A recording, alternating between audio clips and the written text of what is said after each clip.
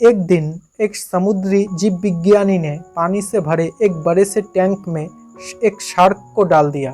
कुछ देर बाद उसने उसमें कुछ चारा मछलियां डाल दी। चारा मछलियों को देखते ही शार्क तुरंत तैरकर उनकी ओर गई और उन पर हमला करके उन्हें खा लिया।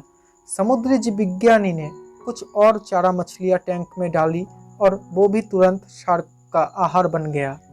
अब समुद्री जीव विज्ञानी ने एक कांच का बड़ा सा टुकड़ा लिया और उस टैंक के बीचों बीच डाल दिया।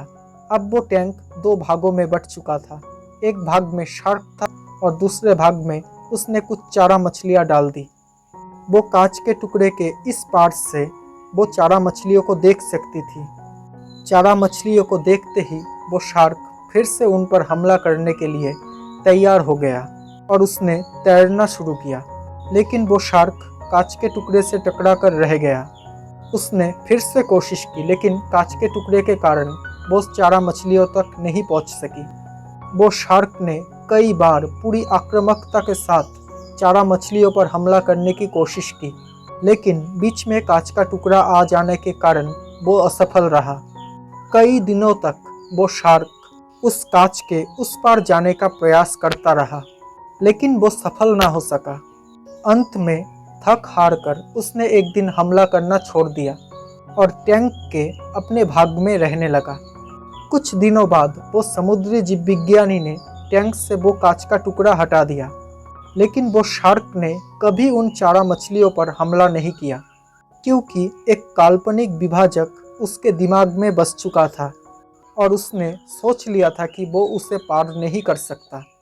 जीवन में असफलता का सामना करते करते कई बार हम अंदर से टूट जाते हैं और हार मान लेते हैं। हम सोच लेते हैं कि अब चाहे कितनी भी कोशिश कर ले, सफलता हासिल करना नामुमकिन है, और उसके बाद हम कभी कोशिश ही नहीं करते, जबकि सफलता प्राप्ति के लिए लगातार प्रयास आवश्यक है। परिस्थितियां बदलती रहती है, इसलिए अतीत की असफलता को दिमाग पर हावी ना होने दे और पूरी लगन के साथ फिर से मेहनत करें, तभी सफलता आपके कदम चूमेगी।